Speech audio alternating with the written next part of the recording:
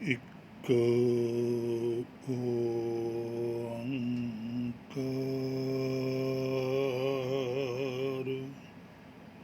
ਸਤ ਗੁਰ ਪ੍ਰਸਾਦਿ।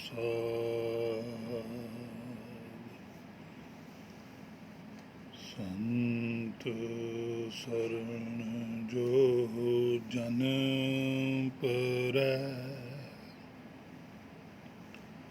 ਸੋ ਜਨ ਉਦਰਨ ਹਾਰ।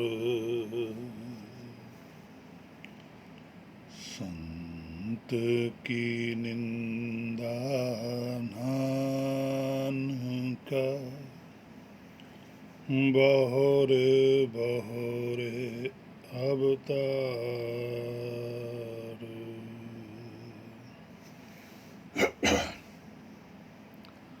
ਸੰਤ ਸਰਨ ਜੋ ਜਨ ਪਰੈ, ਸੋ ਜਨ ਉਦਰਨ ਹਾਰ।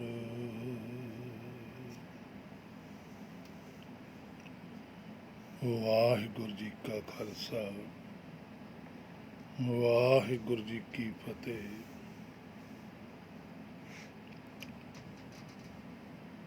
ਹੇ ਸੱਚੇ ਪਾਤਸ਼ਾਹ,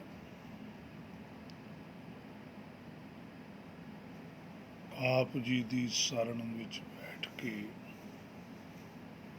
ਆਪ ਜੀ ਦੀ ਪਵਿੱਤਰ ਗੁਰਬਾਣੀ ਸ਼ਬਦ ਵਿਚਾਰ ਜੋ ਕਰਨ ਦਾ ਆਪ ਜੀ ਨੇ ਸਮਾਂ ਬਖਸ਼ਿਸ਼ ਕੀਤਾ, ਸੋ ਆਪ ਕਿਰਪਾ ਕਰੋ, ਮੇਰੇ ਮਨ ਨੂੰ ਸਮਤ ਬਖਸ਼ੋ, ਤਾਂ ਕਿ ਆਪ ਜੀ ਤੋਂ ਆਪ ਜੀ ਦੇ ਬਚਨਾਂ ਦੀ ਸੋਝੀ ਪ੍ਰਾਪਤ ਕਰ ਸਕੇ।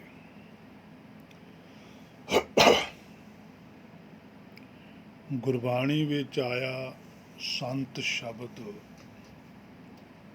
ਜਿਸ ਦੀ ਵਿਚਾਰ ਅੱਜ ਆਪਾਂ ਗੁਰ ਕਿਰਪਾ ਦੁਆਰਾ ਰਲ ਮਿਲ ਕੇ ਕਰਾਂਗੇ। ਜੇਕਰ ਕੋਈ ਭੁੱਲ ਹੋਵੇ ਤਾਂ ਜ਼ਰੂਰ ਸਾਂਝੀ ਕੀਤੀ ਜਾਵੇ ਦਾਸ ਦੇ ਨਾਲ। ਗੁਰਬਾਣੀ ਦੇ ਅੰਦਰ ਸੰਤ ਸ਼ਬਦ 3-4 ਤਰੀਕਿਆਂ ਤਰ੍ਹਾਂ ਪਾਤਸ਼ਾਹ ਨੇ ਲਿਖਿਆ। ਜਿਵੇਂ ਸੱਸੇ ਉੱਤੇ ਟਿੱਪੀ ਤੱਤਾ ਸੰਤ, ਸੱਸੇ ਉੱਤੇ ਟਿੱਪੀ ਤੱਤੇ ਨੂੰ ਔਂਕੜ ਸੰਤ, ਸੱਸੇ ਉੱਤੇ ਟਿੱਪੀ ਤੱਤਾ ਹਾਹਾ ਹਾਹੇ ਨੂੰ ਔਂਕੜ ਸੰਤ, ਸੱਸੇ ਉੱਤੇ ਟਿੱਪੀ ਤੱਤਾ ਨੰਨਾ ਸੰਤਨ। ਮੁਕਤਾ ਵੀ ਆਉਂਦਾ, ਇੱਕ ਵਚਨ ਵੀ ਆਉਂਦਾ। ਸੱਸੇ ਉੱਤੇ ਟਿੱਪੀ ਤੱਤੇ ਨੂੰ ਕੰਨਾ ਸੰਤਾਂ,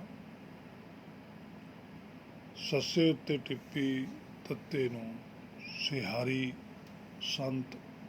ਇਸ ਤਰੀਕੇ ਨਾਲ ਵੀ ਲਿਖਿਆ ਹੁੰਦਾ। ਸੋ ਇਹ ਰੂਪਾਂ ਦੇ ਵਿੱਚ ਗੁਰਬਾਣੀ ਦੇ ਅੰਦਰ ਇਹ ਸ਼ਬਦ ਆਉਂਦਾ ਹੈ। ਸੋ ਆਪਾਂ ਵਿਚਾਰ ਕਰਾਂਗੇ ਵੀ ਕਿਹੜੇ ਕਿਹੜੇ ਸ਼ਬਦਾਂ ਦੇ ਵਿੱਚ ਕਿਸ ਕਿਸ ਰੂਪ ਦੇ ਵਿੱਚ ਆਇਆ, ਫਿਰ ਉਹਦੀ ਵਿਚਾਰ ਆਪਾਂ ਗੁਰਬਾਣੀ ਤੋਂ ਸਮਝਾਂਗੇ, ਜਿੰਨੀ ਕੁ ਗੁਰਬਾਣੀ ਆਪਾਂ ਨੂੰ ਸੋਝੀ ਬਖਸ਼ੇਗੀ। ਸੋ ਪਹਿਲਾਂ ਆਪਾਂ ਸ਼ਬਦ ਵਿਚਾਰਦੇ ਹਾਂ, ਸੱਸੇ ਉੱਤੇ ਟਿੱਪੀ ਤੱਤਾ ਸੰਤ।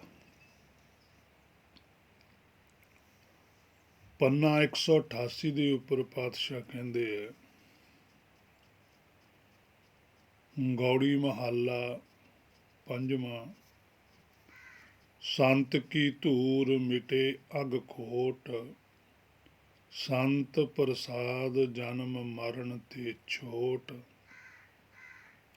संत का दर्शन पूर्ण इशनान, संत कृपा ते जपिए नाम रहाओ। संत कै संग मिटया अहंकार, दृष्टि आवै सब एकंकार।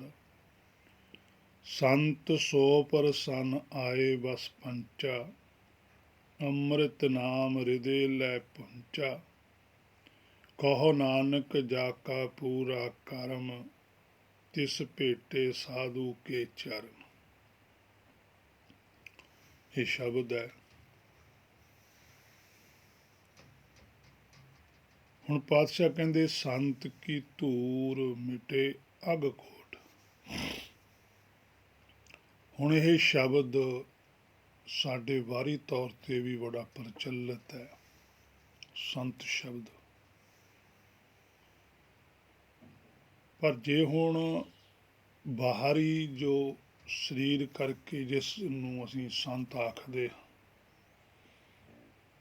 ਉਹ ਕਿਸੇ ਦੇ ਸਰੀਰ ਨੂੰ ਸੰਤ ਆਖਦੇ।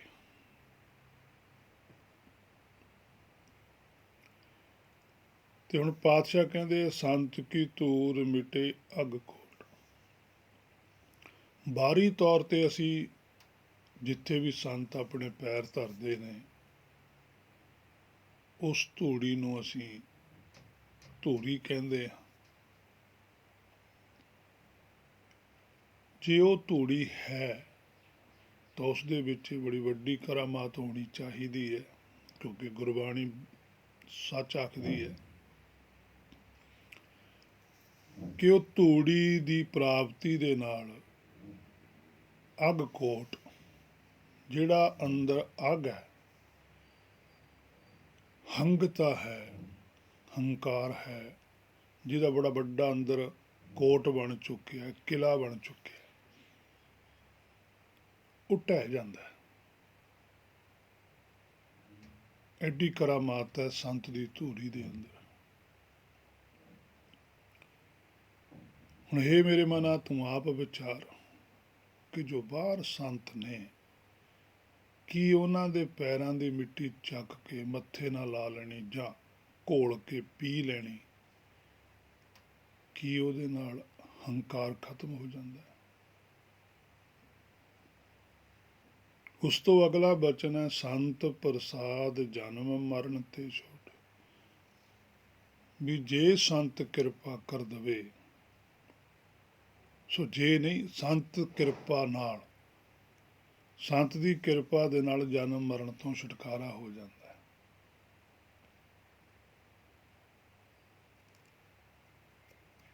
ਭਵ ਸਾਗਰ ਚੋਂ ਮੁਕਤੀ ਹੋ ਜਾਂਦੀ ਹੈ।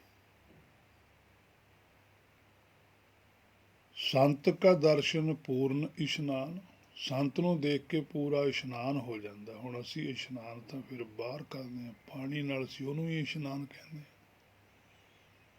ਪਰ ਇੱਥੇ ਪਾਤਸ਼ਾਹ ਕਹਿੰਦੇ ਵੀ ਸੰਤ ਕਾ ਦਰਸ਼ਨ ਪੂਰਨ ਇਸ਼ਨਾਨ, ਵੀ ਸੰਤ ਦਾ ਦਰਸ਼ਨ ਕਰਨ ਨਾਲ ਪੂਰਾ ਇਸ਼ਨਾਨ ਹੋ ਜਾਂਦਾ। ਫਿਰ ਉਹ ਕਿਹੜਾ ਇਸ਼ਨਾਨ ਹੈ? ਇਹ ਤਾਂ ਬਾਹਰੋਂ ਸੰਤ ਨੂੰ ਦੇਖੋ ਤੇ ਫਿਰ ਨਹਾਉਣ ਦੀ ਲੋੜ ਨਹੀਂ ਹੈ, ਇਹ ਤਾਂ ਇਸ਼ਨਾਨ ਹੋ ਗਿਆ।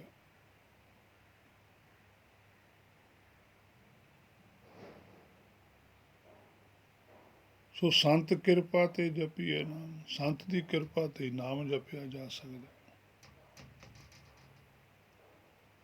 ਸੰਤ ਕਿਰਪਾ ਕਰਦਾ, ਸੰਤ ਨਾਮ ਨਹੀਂ ਜਪਦਾ। ਸੰਤ ਕੋਲ ਤਾਂ ਨਾਮ ਹੈ,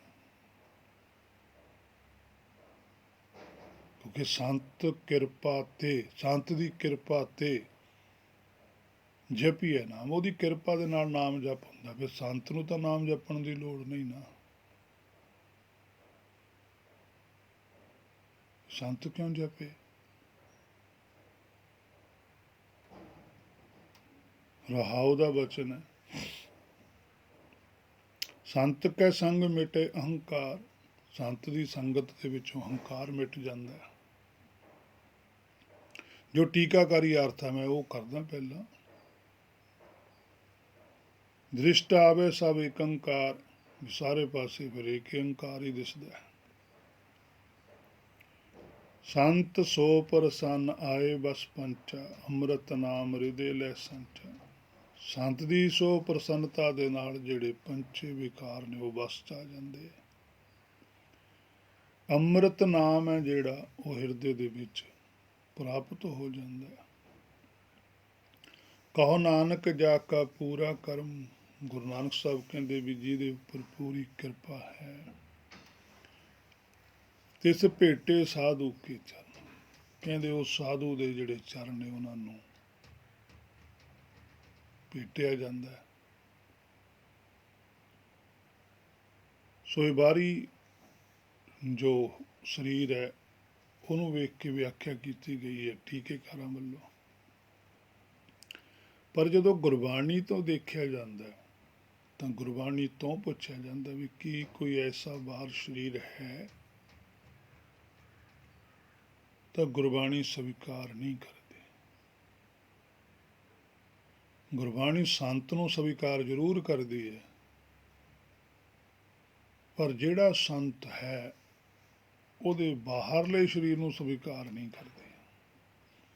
ਭਾਵੇਂ ਬਾਹਰਲੇ ਸਰੀਰ ਦੇ ਅੰਦਰ ਹੀ ਜੋਤ ਹੈ, ਇਹ 'ਚ ਕੋਈ ਸ਼ੱਕ ਨਹੀਂ ਹੈ, ਪਰ ਗੁਰਬਾਣੀ ਗੱਲ ਜੋਤ ਦੀ ਕਰਦੀ ਹੈ, ਨਾ ਕਿ ਜਾਤ ਦੀ ਕਰਦੀ। ਜਾਤ ਕਾ ਗਰਭ ਨ ਕਰਿਓ ਕੋਈ। ਸਭ ਲਈ ਇੱਕੋ ਜਿਹੇ ਫਰਮਾਨ ਹੈ ਵੀ ਕੋਈ ਜਾਤ ਦਾ ਹੰਕਾਰ ਨਾ ਕਰ ਲਵੇ। ਜਾਣੋ ਜੋਤ ਨ ਪੁੱਛੋ ਜਾਤੀ, ਅੱਗੇ ਜਾਤ ਨਾਹੀ। ਅਸਲ ਵਿੱਚ ਜਿਹੜਾ ਸਾਡਾ ਮੂਲ ਹੈ ਨਾ, ਜਿਹੜੀ ਸਾਡੀ ਜੋਤ ਹੈ, ਉਹ ਸੰਤ ਹੈ।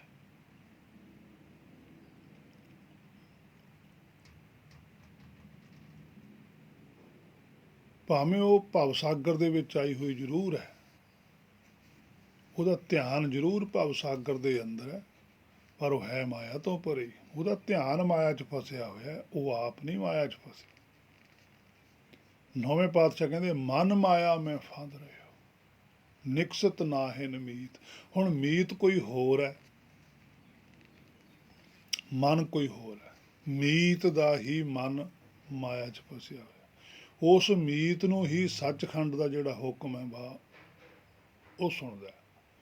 ਉਹੀ ਉਹਨੂੰ ਬਾਰ-ਬਾਰ ਇਹ ਗੱਲ ਸਮਝਾਉਂਦਾ ਵੀ ਤੂੰ ਆਪਣਾ ਧਿਆਨ ਮਾਇਆ 'ਚੋਂ ਬਾਹਰ ਕੱਢ। ਉਹਨੂੰ ਹੀ ਹਲਾਉਣ ਕੇ ਠਾਲਦਾ ਵੀ ਤੂੰ ਉੱਠਦਾ ਕਿਉਂ ਨਹੀਂ।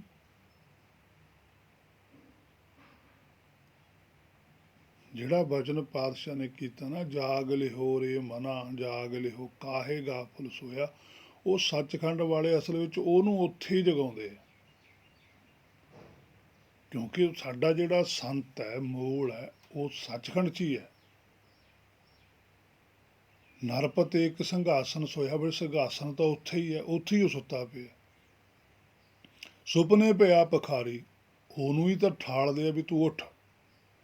ਉਹ ਜਦੋਂ ਸੁਪਨਾ ਲੈ ਰਿਹਾ, ਸੁਪਨੇ ਦੇ ਵਿੱਚ ਉਹ ਮਾਇਆ 'ਚ ਆਇਆ ਹੈ।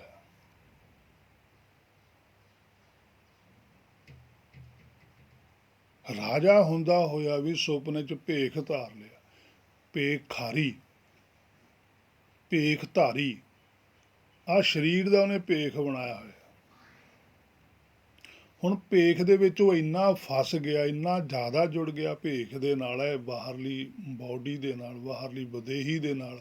ਹੁਣ ਉਹ ਇਹਨੂੰ ਇਹ ਸੱਚ ਮੰਨੀ ਜਾਂਦਾ। ਉਹਨੂੰ ਐਡਾ ਭਰਮ ਪੈ ਗਿਆ ਵੀ ਜੇ ਮੇਰਾ ਸਰੀਰ ਨੂੰ ਕੁਛ ਹੋ ਗਿਆ ਤਾਂ ਮੈਂ ਖਤਮ ਹੋ ਜਾਣਾ।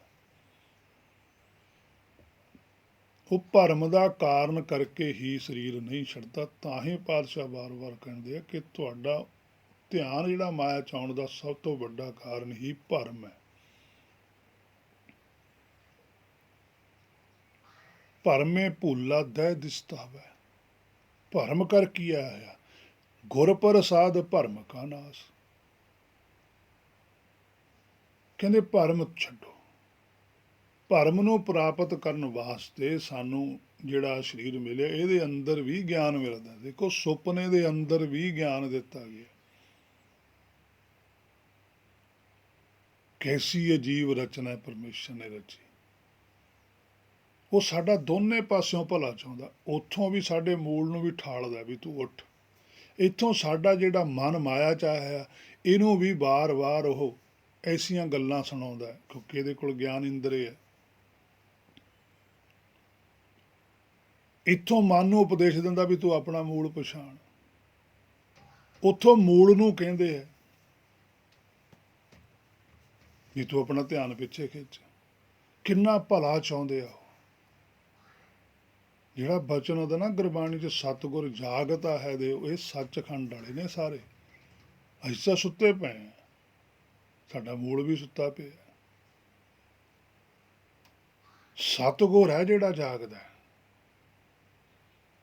ਸਤਿਗੁਰ ਹੀ ਤਾਂ ਸਾਨੂੰ ਜਗਾਉਂਦਾ। ਸੱਚਖੰਡ ਵਾਲੇ ਤਾਂ ਸਾਨੂੰ ਜਗਾ ਰਹੇ ਨੇ ਵੀ ਤੁਸੀਂ ਜਾਗੋ।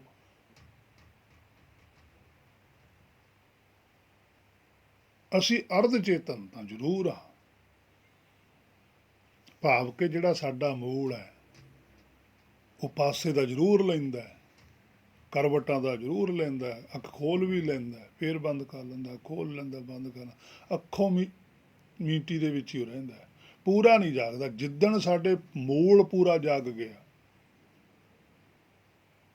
ਤਾਂ ਉਹਨੇ ਧਿਆਨ ਆਪ ਹੀ ਪਿੱਛੇ ਲੈ ਜਾਣਾ।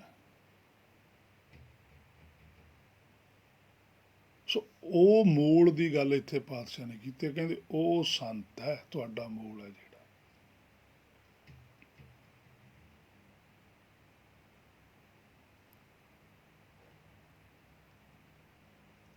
ਸੰਤ ਕੀ ਧੂਰ ਮਿਟੈ ਅਗ ਕੋਟ। ਹੁਣ ਜਿਹੜੀ ਸੰਤ ਦੀ ਧੂੜੀ ਹੈ, ਹੁਣ ਜਿਹੜੇ ਸੱਚਖੰਡ ਵਿੱਚ ਨੇ, ਇੱਥੇ ਸੰਤ ਜਿਹੜਾ ਸ਼ਬਦ ਹੈ ਨਾ, ਇਹ ਮੁਕਤ ਹੈ ਕਿ ਜਿੰਨੀਆਂ ਵੀ ਜੋਤਾਂ ਸੱਚਖੰਡ ਦੇ ਅੰਦਰ ਮੌਜੂਦ ਨੇ ਹੁਣ, ਉਹ ਸ਼ੁੱਧ ਨੇ, ਉਹ ਨੇ ਸੰਤ। ਉਹਨਾਂ ਦੀ ਜਿਹੜੀ ਧੂਰੀ ਹੈ, ਦੇਖੋ ਧੂੜ ਦੇ ਵੀ ਰਾਰੇ ਨੂੰ ਸਿਆਰੀ ਪਾਈ ਹੈ।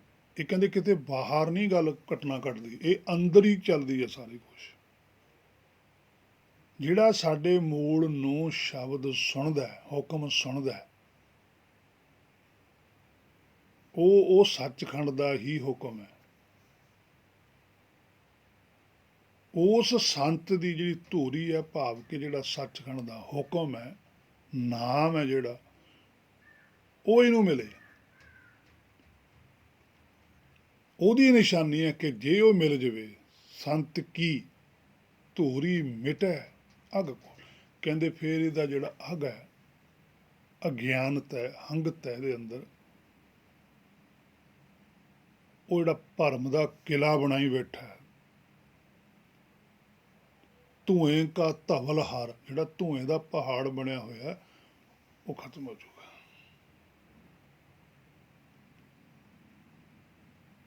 ਉਨਾ ਚਿਰ ਨਹੀਂ ਹੋਣਾ ਹੈ ਜਿੰਨਾ ਚਿਰ ਇਹਨੂੰ ਉਹ ਹੁਕਮ ਕਲੀਅਰ ਨਹੀਂ ਸੁਣਦਾ। ਹੁਣ ਹੁਕਮ ਉਹ ਕਲੀਅਰ ਤਾਂ ਨਹੀਂ ਸੁਣਦਾ, ਆਪ ਉੱਥੇ ਪਿਆ, ਧਿਆਨ ਮਾਇਆ ਚ ਲਿਆਇਆ ਹੋਇਆ। ਸੁਣਦਾ ਜ਼ਰੂਰ ਹੈ, ਇਹ ਨਹੀਂ ਕਿ ਸੁਣਦਾ ਨਹੀਂ। ਜੇ ਅਸੀਂ ਸੁੱਤੇ ਪਏ ਵੀ ਹੁੰਨੇ ਹਾਂ ਤੇ ਜੇ ਬਾਹਰ ਕਿਤੇ ਕੋਈ ਖੜਕਾ ਹੁੰਦਾ, ਗੱਲਾਂ ਹੁੰਦੀਆਂ ਨੇ, ਸਾਨੂੰ ਸੁਣ ਜ਼ਰੂਰ ਜਾਂਦੀਆਂ ਨੇ, ਚਾਹੇ ਅਸੀਂ ਕਿੰਨੇ ਵੀ ਗਹਿਰੀ ਨੀਂਦ 'ਚ ਕਿਉਂ ਨਾ ਸੁੱਤੇ ਹੋਈਏ। ਇੱਕ ਵਾਰ ਅਸੀਂ ਉੱਠਦੇ ਹਾਂ, ਅਸੀਂ ਫਿਰ ਆਪਣੇ ਕੰਨ ਨੂੰ ਲਪੇਟ ਕੇ ਪੈ ਜਾਂਦੇ ਹਾਂ ਵੀ ਮੈਨੂੰ ਸੁਣੇ ਨਾ, ਪਰ ਉਹ ਸੁਣਦਾ ਜ਼ਰੂਰ ਰਹਿੰਦਾ ਹੈ।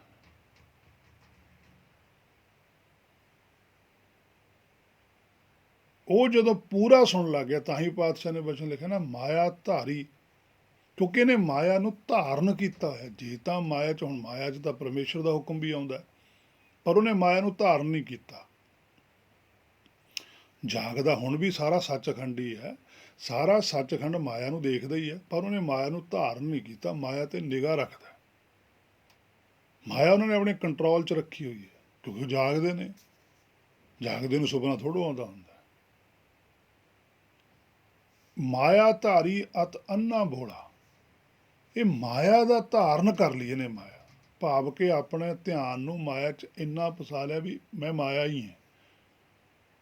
ਕਾਇਆ ਨਹੀਂ ਹੈਗਾ ਮੰਨਿਆ, ਮਾਇਆ ਮੰਨ ਲਿਆ ਕਿ ਮੈਂ ਮਾਇਆ ਦਾ ਹੀ ਸਰੂਪ ਹੈ, ਇਹੀ ਮੇਰਾ ਸਰੂਪ ਹੈ, ਇਹੀ ਮੇਰੀ ਮੂਰਤੀ ਹੈ, ਇਹੀ ਮੇਰਾ ਆਪ ਹੈ। ਅਤੀ ਅੰਨਾ ਭੋਲਾ, ਕਹਿੰਦੇ ਇੰਨਾ ਜ਼ਿਆਦਾ, ਅਤੀ ਬਹੁਤ ਜ਼ਿਆਦਾ ਅੰਨਾ ਹੋ ਗਿਆ ਅਗਿਆਨਤਾ ਦੇ ਵਿੱਚ। ਫਿਰ ਦਿਸਦਾ ਵੀ ਕੁਛ ਨਹੀਂ, ਫਿਰ ਦੂਜਾ ਔਗਣ ਭੋਲਾ ਵੀ ਹੋ ਗਿਆ ਵੀ ਜਿਹੜਾ ਹੁਕਮ ਹੈ ਉਹ ਸੁਣਦਾ ਹੀ ਨਹੀਂ ਹੈਗਾ। ਸ਼ਬਦ ਨਾ ਸੁਣੀ, ਦੇਖੋ ਸ਼ਬਦ ਲਿਖਿਆ ਉੱਥੇ। ਸੱਚਖੰਡ ਵਾਲੇ ਕਹਿੰਦੇ ਆ ਉਹਨਾਂ ਦਾ ਜਿਹੜਾ ਬੋਲ ਹੈ ਉਹ ਸ਼ਬਦ ਹੈ, ਉਹ ਨਹੀਂ ਸੁਣਦਾ ਇਹਨੂੰ। ਕਿਉਂ ਨਹੀਂ ਸੁਣਦਾ? ਕਿਉਂਕਿ ਬਹੁਤ ਰੋਲ ਘਚੋਲਾ, ਕਿਉਂਕਿ ਅੰਦਰ ਰੋਲ ਘਚੋਲਾ ਹੀ ਇੰਨਾ ਚੱਲਦਾ। ਸੁਪਨਿਆਂ ਦੇ ਵਿੱਚ ਕਦੇ ਕੀ ਹੁੰਦਾ, ਕਦੇ ਕੀ ਹੁੰਦਾ, ਕਦੇ ਕਿਤੇ ਜੁੜ ਜਾਂਦਾ, ਕਦੇ ਕਿਤੇ ਜੁੜ ਜਾਂਦਾ। ਸੁਪਨੇ ਮਿਕਸ ਹੁੰਦੇ ਆ ਇਹਦੇ। ਅਰਧ ਚੇਤਨ ਜਦੋਂ ਹੁੰਦਾ ਇਹ, ਥੋੜ੍ਹਾ ਬਹੁਤਾ ਮਾੜੀ ਮੋਟੀ ਸੁਰਤ ਜਾਗਦੀ ਹੈ, ਫਿਰ ਉਹ ਸੰਸਾਰ ਦੇ ਵਿੱਚ ਜਿਨ੍ਹਾਂ ਨਾਲ ਜੁੜਿਆ ਹੁੰਦਾ, ਇੱਥੇ ਵੀ ਸਰੀਰਾਂ ਨਾਲ ਜੁੜਿਆ ਹੋਇਆ, ਇੱਥੇ ਵੀ ਥਾਵਾਂ ਨਾਲ ਜੁੜਿਆ ਹੋਇਆ, ਇੱਥੇ ਵੀ ਹੋਰ ਪ੍ਰਕਿਰਿਆਵਾਂ ਨਾਲ ਜੁੜਿਆ ਹੋਇਆ। ਇਹ ਵੀ ਪ੍ਰਕਿਰਿਆਵਾਂ ਵਿੱਚ ਨਾਲ ਮਿਕਸ ਹੁੰਦੀਆਂ ਨੇ। ਕੁਛ ਉੱਥੋਂ ਦੀਆਂ ਗੱਲਾਂ ਇਹਨੂੰ ਚੇਤੇ ਆਉਂਦੀਆਂ ਨੇ ਪਿਛਲੀਆਂ, ਜਦੋਂ ਹੁਕਮ ਕਰਦੇ ਆ, ਬੋਲਦੇ ਆ ਸੱਚਖੰਡ ਵਿੱਚ, ਉੱਥੋਂ ਦੀ ਵਿਚਾਰਧਾਰਾ ਵੀ ਸੁਣਦੀ ਆ। ਉਹ ਦੋਨਾਂ ਮਿਕਸ ਹੋ ਜਾਂਦੀਆਂ ਨੇ, ਇਹਨੂੰ ਪਤਾ ਹੀ ਨਹੀਂ ਲੱਗਦਾ ਵੀ ਕੀ ਸੱਚ ਹੈ। ਕਈ ਵਾਰੀ ਪਤਾ ਵੀ ਲੱਗ ਜਾਂਦਾ। ਕਈ ਵਾਰ ਜੀਵ ਆਤਮਾ ਇਹ ਵੀ ਕਹਿੰਦੇ ਵੀ ਗੱਲ ਕੁਛ ਹੋਰ ਆ, ਇੱਥੇ ਉਸ ਤਰ੍ਹਾਂ ਤਾਂ ਹੈ ਨਹੀਂ, ਪਰ ਕਲੀਅਰ ਸਮਝ ਫਿਰ ਵੀ ਨਹੀਂ ਲੱਗਦੀ। ਗੁਰਬਾਣੀ ਦੇ ਕਲੀਅਰ ਸ਼ਬਦਾਂ ਦਾ ਵੀ ਨਹੀਂ ਭਰੋਸਾ ਵੱਜਦਾ।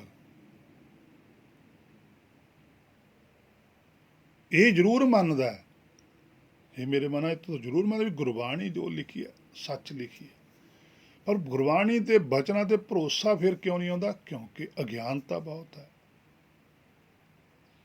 ਸਮਾਜ ਨੂੰ ਦੇਖਦਾ, ਸਮਾਜ ਵਿੱਚ ਆਪ ਖੁਦ ਜੁੜਿਆ ਹੋਇਆ ਪਰਿਵਾਰਾਂ ਨੂੰ, ਆਪਣਿਆਂ ਨੂੰ ਦੇਖਦਾ, ਵੱਡੇ ਵੱਡੇ ਧਾਰਮਿਕ ਲੋਕਾਂ ਦੀਆਂ ਪ੍ਰਕਿਰਿਆਵਾਂ ਨੂੰ ਦੇਖਦਾ, ਡਿਵਾਈਡ ਹੋ ਜਾਂਦਾ। ਆਪਣੇ ਆਪ ਤੇ ਭਰੋਸਾ ਨਹੀਂ ਆ ਰਿਹਾ, ਕਿਉਂਕਿ ਆਪਣੇ ਆਪ ਤੇ ਭਰੋਸਾ ਤਾਂ ਆਊ ਜੀ ਜਾਗੂਗਾ। ਸੁਪਨੇ 'ਚ ਕਾਹਦਾ ਭਰੋਸਾ ਹੁੰਦਾ? ਸੁਪਨੇ ਛੇਤੀ ਚਿੱਤ ਮੂਰਖ ਲਾਇਆ।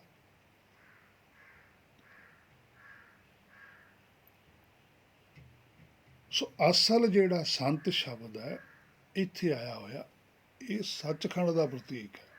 ਇਹ ਉਹ ਜੋਤਾਂ ਦੀ ਗੱਲ ਹੈ ਜਿਹੜੀਆਂ ਜੋਤਾਂ ਜਾਗਰਤ ਨੇ।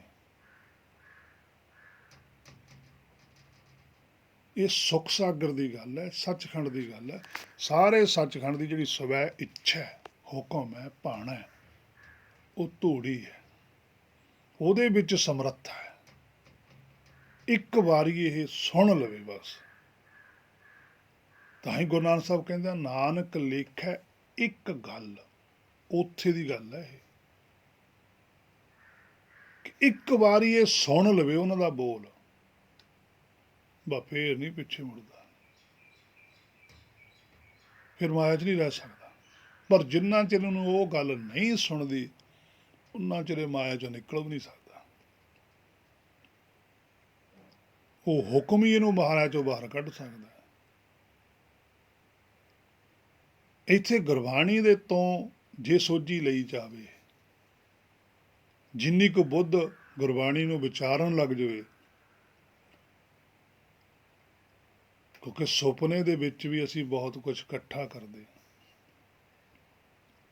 ਜੇ ਸੁਪਨੇ ਦੇ ਵਿੱਚ ਵੀ ਬਹੁਤ ਗੱਲਾਂ ਇਹੋ ਜਿਹੀਆਂ ਨੇ ਜਿਹੜੀਆਂ ਸਾਡੇ ਅੰਦਰ ਦ੍ਰਿੜ ਹੋ ਜਾਂਦੀਆਂ ਨੇ, ਉਹ ਸਾਨੂੰ ਐਂ ਲੱਗਦਾ ਕਈ ਵਾਰੀ ਮਾਇਆ ਦੇ ਵਿੱਚ ਉਸ ਤਰ੍ਹਾਂ ਪ੍ਰਤੱਖ ਵੀ ਵਰਤ ਜਾਂਦਾ ਕਿ ਮੈਂ ਸੁਪਨੇ 'ਚ ਆਹ ਚੀਜ਼ ਦੇਖੀ ਸੀ ਕਿਤੇ।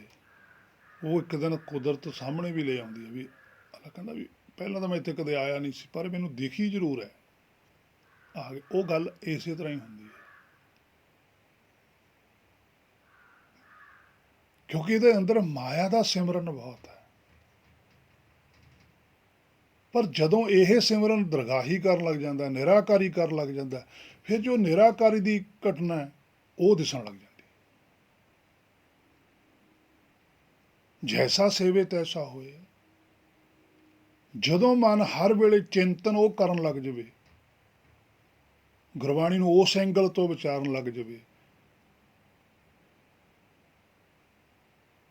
ਰਹਿਣਾ ਸੁਪਨਾ ਹੀ ਹੈ, ਹਜੇ ਜਾਗਰਤ ਅਵਸਥਾ ਨਹੀਂ ਹੈ। ਸੁਪਨੇ 'ਚ ਇਹਨੂੰ ਫਿਰ ਉਹ ਜਗ੍ਹਾ ਦਿਸਣ ਲੱਗ ਜਾਂਦੇ ਨੇ। ਉਹਨਾਂ ਜਗ੍ਹਾ ਦਿਸਣ ਦੇ ਨਾਲ ਇਹਦੇ ਅੰਦਰ ਭਰੋਸਾ ਵੱਜਣ ਲੱਗ ਜਾਂਦਾ, ਤਾਂ ਹੀ ਇਹ ਜੁੜਦਾ।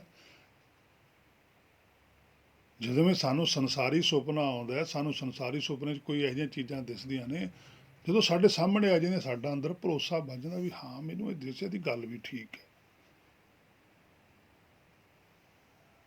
ਵੀ ਫਲਾਣੇ ਦਾ ਐਕਸੀਡੈਂਟ ਹੋਣਾ ਜਾਂ ਫਲਾਣੇ ਦੇ ਬੱਚਾ ਹੋਣਾ, ਪਹਿਲਾਂ ਪਤਾ ਲੱਗਣਾ ਵੀ ਇਹਨਾਂ ਦੇ ਮੁੰਡਾ ਹੋਊ ਜਾਂ ਇਹਨਾਂ ਦੇ ਕੁੜੀ ਹੋਊ ਜਾਂ ਫਲਾਣ ਦਾ ਐਕਸੀਡੈਂਟ ਹੋ ਜਾਂਦਾ ਉਸ ਤਰ੍ਹਾਂ। ਇਹਨੂੰ ਭਰੋਸਾ ਹੋ ਜਾਂਦਾ ਵੀ ਮੈਨੂੰ ਦਿਸਿਆ ਸੀ, ਇਹ ਹੋ ਗਿਆ। ਇਹਦੀ ਫਿਰ ਜਿਹੜੀ ਪਕੜ ਆ ਉਹ ਮਾਇਆ 'ਚ ਹੋਰ ਵੱਧ ਜਾਂਦੀ ਹੈ। ਫਿਰ ਸੁਪਨੇ ਦੇ ਵਿੱਚ ਹੀ ਜਿਹੜੀ ਐਨਰਜੀ ਹੁੰਦੀ ਹੈ ਇਹਨੂੰ ਪ੍ਰਾਪਤ ਹੁਕਮ ਦੀ, ਕਿਉਂਕਿ ਇਹਨੂੰ ਹੁਕਮ ਉੱਤੋਂ ਸੁਣਦਾ ਤਾਂ ਹੈ ਦਰਗਾਹ 'ਚੋਂ, ਉਹ ਜਿਹੜੀ ਸ਼ਕਤੀ ਹੈ ਉਹਨੂੰ ਇਹ ਗਲਤ ਇਸਤੇਮਾਲ ਕਰਨ ਲੱਗ ਜਾਂਦਾ ਹੈ। ਜਿਹੜਾ ਕਹਿੰਦੇ ਆ ਨਾ ਵੀ ਰੱਬ ਹੀ ਭਗਤੀ ਵਾਲੇ ਪਾਸੇ ਲਾਉਂਦਾ, ਰੱਬ ਹੀ ਭਰਮ 'ਚ ਲਾਉਂਦਾ, ਉਹ ਗੱਲ ਇਹੀ ਹੈ। ਇਹਦਾ ਮੂਲ ਹੀ ਰੱਬ ਹੈ, ਉਹੀ ਇਹਨੂੰ ਭਰਮ 'ਚ ਪਾ ਦਿੰਦਾ। ਇਹਦਾ ਧਿਆਨ ਮਾਇਆ 'ਚ ਆਉਣ ਲੱਗ ਜਾਂਦਾ, ਇਹ ਮਾਇਆ ਬਾਰੇ ਫਿਰ ਪਲਾਨਿੰਗ ਸ਼ੁਰੂ ਕਰ ਦਿੰਦਾ। ਜਿਹੜੀ ਚੇਤਨਾ ਪਿੱਛੇ ਨੂੰ ਝਾਕਦੀ ਹੈ, ਜਦੋਂ ਉਹਨੂੰ ਗੁਰਬਾਣੀ ਤੋਂ ਸੋਝੀ ਆਉਂਦੀ ਵੀ ਗੁਰਬਾਣੀ ਤਾਂ ਇੱਥੇ ਦੀ ਗੱਲ ਨਹੀਂ ਕਰਦੀ, ਗੁਰਬਾਣੀ ਦਾ ਕਹਿੰਦੀ ਵੀ ਕੂੜ ਹੈ ਸਾਰਾ ਕੁਛ, ਫਿਰ ਗੁਰਬਾਣੀ ਦੱਸਦੀ ਹੈ ਵੀ ਸੱਚ ਆ ਏ। ਫਿਰ ਇਹ ਆਪਣੇ ਅੰਦਰ ਉਹਦਾ ਸੁਪਨਾ ਦੇਖਦਾ ਹੈ। ਜਦੋਂ ਉਹ ਸੁਪਨਾ ਲਗਾਤਾਰ ਦੇਖੀ ਜਾਂਦਾ, ਉਹ ਸੁਪਨਾ ਉਹੀ ਸਾਹਮਣੇ ਆਉਣ ਲੱਗ ਜਾਂਦਾ। ਫਿਰ ਇਹਦੇ ਅੰਦਰ ਉਹ ਸੁਪਨੇ ਲਈ ਪਰਪੱਕਤਾ ਵੱਧ ਜਾਂਦੀ ਹੈ। ਇੱਧਰੋਂ ਸਾਡੇ ਜਿਹੜਾ ਜੀਵ ਆਤਮਾ ਮਨ ਹੈ, ਇਹ ਸੁਪਨੇ ਦੇ ਵਿੱਚੋਂ ਉਹਨਾਂ ਗੱਲਾਂ ਦਾ ਮਹਿਸੂਸ ਕਰਦਾ। ਜਿਵੇਂ ਜਿਵੇਂ ਇਹ ਸੁਪਨੇ ਦੇ ਵਿੱਚ ਮਹਿਸੂਸ ਕਰੀ ਜਾਂਦਾ ਉਹ ਗੱਲਾਂ ਨੂੰ, ਉਹ ਜਿਹੜਾ ਬ੍ਰਹਮ ਹੈ ਸਾਡਾ ਮੂਲ ਹੈ, ਉਹ ਉੱਠਣਾ ਸ਼ੁਰੂ ਹੋ ਜਾਂਦਾ, ਕਿਉਂਕਿ ਤਾਕਤ ਇਹਦੇ 'ਚ ਹੀ ਵੜਦਾ। ਮਾਂ ਜਿੰਨੀ ਮਰਜ਼ੀ ਸੁੱਤੀ ਪਈ ਹੋਵੇ, ਛੋਟਾ ਬੱਚਾ ਉਹਨੂੰ ਭੁੱਖ ਲੱਗੀ, ਉਹ ਮਾਂ ਨੂੰ ਆ ਕੇ ਤੰਗ ਕਰਦਾ, ਮਾਂ ਨੂੰ ਉਹਦੇ ਮੋਹ ਬਸ ਪੈ ਕੇ ਉੱਠਣਾ ਹੀ ਪੈਂਦਾ, ਕਿਉਂਕਿ ਮਾਂ ਬੱਚੇ ਨਾਲ ਜੁੜੀ ਹੋਈ ਹੈ। ਇਸੇ ਤਰ੍ਹਾਂ ਹੀ ਜੀਵ ਆਤਮਾ, ਜਦੋਂ ਜੇ ਹੁਣ ਮਾਂ ਸੁੱਤੀ ਪਈ ਆ, ਬੱਚਾ ਬਾਹਰ ਖੇਡਦਾ, ਬੱਚਾ ਬਾਹਰ ਪਰਚਿਆ ਹੋਇਆ ਕਿਸੇ ਚੀਜ਼ ਦੇ ਨਾਲ, ਮਾਂ ਤਾਂ ਬੇਫਿਕਰੀ ਨਾਲ ਸੁੱਤੀ ਪਈ ਹੈ, ਉਹਨੂੰ ਤਾਂ ਉੱਠਣ ਦੀ ਲੋੜ ਹੀ ਨਹੀਂ, ਕਿਉਂਕਿ ਬੱਚਾ ਤਾਂ ਬਾਹਰ ਖਿਡੌਣਿਆਂ 'ਚ ਬਿਜੀ ਹੈ। ਇਸੇ ਤਰ੍ਹਾਂ ਸਾਡਾ ਜਿਹੜਾ ਮਨ ਹੈ, ਇਹ ਤਾਂ ਮਾਇਆ 'ਚ ਬਿਜੀ ਹੈ, ਮਾਇਆ ਦੇ ਵਿੱਚ ਰਚਿਆ ਪਿਆ। ਇਹ ਮਾਇਆ 'ਚੋਂ ਬੱਚੇ ਨੂੰ ਭੁੱਖ ਲੱਗੇ ਨਾਮ ਦੀ, ਫਿਰ ਮਨ ਨੇ ਪਿੱਛੇ ਨੂੰ ਮੁੜਨਾ ਵੀ ਮੈਨੂੰ ਤਾਂ ਨਾਮ ਚਾਹੀਦਾ। ਇੱਥੇ ਨਾਮ ਹੈ ਨਹੀਂ ਗਾ, ਇੱਥੇ ਤਾਂ ਮਾਇਆ ਪਸਰੀ ਹੋਈ ਹੈ। ਫਿਰ ਜਦੋਂ ਇਹ ਨਾਮ ਦੀ ਭੁੱਖ ਪੈਦਾ ਹੁੰਦੀ ਹੈ, ਫਿਰ ਉਹਦੇ ਲਈ ਇਹ ਰੋਂਦਾ, ਫਿਰ ਇਹ ਕਰਲਾਉਂਦਾ, ਤੇ ਫਿਰ ਇਹਨੂੰ ਮਾਂ ਦਾ ਚੇਤਾ ਆਉਂਦਾ, ਫਿਰ ਇਹ ਭੱਜਦਾ ਪਿੱਛੇ ਨੂੰ, ਫਿਰ ਇਹ ਆਪਣੇ ਮੂਲ ਕੋਲ ਕਹਿੰਦਾ ਵੀ ਮੈਨੂੰ ਨਾਮ ਚਾਹੀਦਾ, ਦੁੱਧ ਚਾਹੀਦਾ। ਫਿਰ ਉਹ ਦੁੱਧ ਦਿੰਦੀ ਹੈ, दूध पियो गोविंद राय, ਉਹ ਹੈ ਨਾਮ।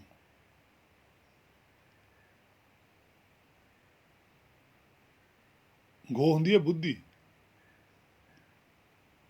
ਰਾਏ ਹੁੰਦਾ ਬ੍ਰਹਮ ਦਾ ਗਿਆਨ। ਦੁੱਧ ਦੀ ਸੰਗਿਆ ਦਿੱਤੀ ਹੈ ਕਿ ਜਿਵੇਂ ਇੱਥੇ ਦੁੱਧ ਵਿੱਚ ਤਾਕਤ ਹੁੰਦੀ ਹੈ, ਮੱਖਣ ਹੁੰਦਾ, ਘਿਓ ਹੁੰਦਾ, ਇਸੇ ਤਰ੍ਹਾਂ ਜਿਹੜਾ ਸੱਚਖੰਡ ਵੱਲੋਂ ਜਿਹੜਾ ਨਾਮ ਮਿਲਦਾ, ਉਹ ਸਾਡੀ ਬੁੱਧੀ ਨੂੰ ਮਿਲਦਾ।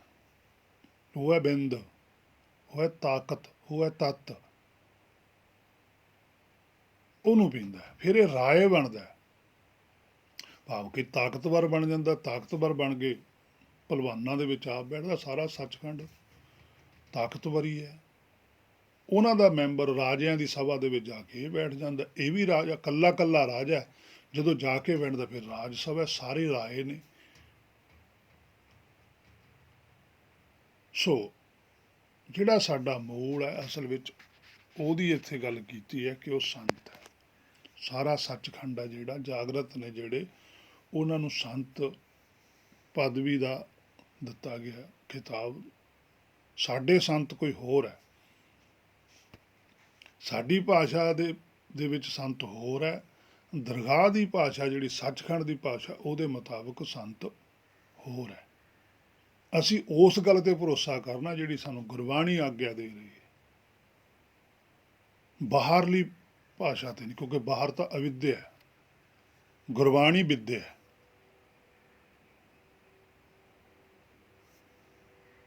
ਸੋ ਵਿਦਿਆ ਅਵਿਦਿਆ ਦਾ ਵੀ ਬਹੁਤ ਵੱਡਾ ਫਰਕ ਸਾਨੂੰ ਸਮਝਣਾ ਚਾਹੀਦਾ। ਜਿਵੇਂ ਪਾਤਸ਼ਾਹ ਕਹਿੰਦੇ ਆ, ਵਿਦਿਆ ਵਿਚਾਰੀ ਤਾਂ ਪਰ ਉਪਕਾਰੀ, ਫਿਰ ਤੁਸੀਂ ਪਰੇ ਜਾਣ ਦਾ ਉਪਕਾਰ ਕਰੋਗੇ ਮਾਇਆ ਤੋਂ, ਜੇ ਤੁਹਾਨੂੰ ਵਿਦਿਆ ਦੀ ਵਿਚਾਰ ਦਾ ਆ ਗਿਆ। ਜੇ ਤੁਸੀਂ ਵਿਦਿਆ ਹੀ ਨਹੀਂ ਵਿਚਾਰੀ, ਵਿਦਿਆ ਸੋਧੇ ਸੋ ਤਤ ਲੈ, ਜੇ ਵਿਦਿਆ ਹੀ ਨਾ ਸੋਧੀ ਗਈ ਤਤ ਦੀ ਕਿੱਥੋਂ ਪ੍ਰਾਪਤੀ ਹੋਵੇਗੀ।